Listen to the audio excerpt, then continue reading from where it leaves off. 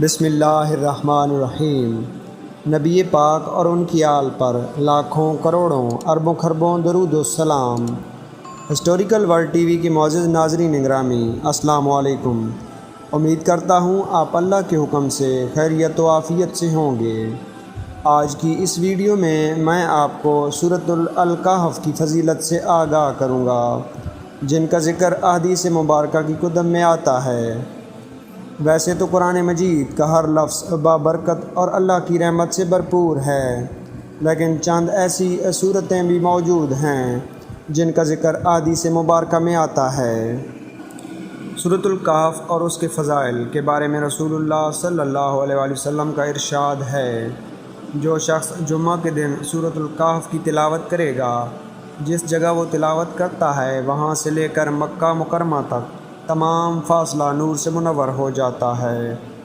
ایک اور جگہ رسول اکرم صلی اللہ علیہ وآلہ وسلم کا ارشاد ہے، جو شخص جمعہ کے دن سورۃ الکہف کی تلاوت کرتا ہے تو اس کے لیے دوسرے جمعہ تک نور جگمگاتا رہتا ہے۔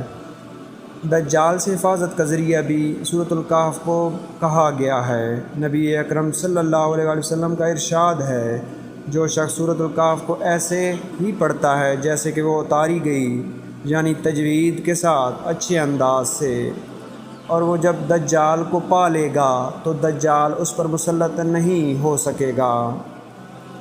ابتدائی 10 آیات کے بارے میں آقا علیہ السلام نے فرمایا ہے، جو شخص سورۃ الکہف کے ابتدائی 10 آیات کو یاد کرے گا وہ دجال کے فتنہ سے بچا لیا جائے گا۔ اور سورۃ الکہف کی 10 آخری آیات کی تفصیل اس طرح بیان کی گئی ہے۔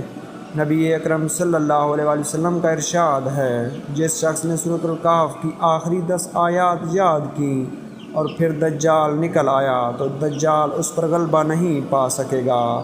اللہ تعالی ہمیں قرآن کی تعلیمات پر عمل کرنے کی توفیق عطا فرمائیں۔ اور دعا ہے، اے رب کریم مولا، ہم پر اپنا رحم و کرم فرما اور ہمارے صغیرہ و کبیرہ گناہوں کو معاف فرما، آمین یا رب العالمین۔ السلام علیکم ورحمۃ اللہ وبرکاتہ۔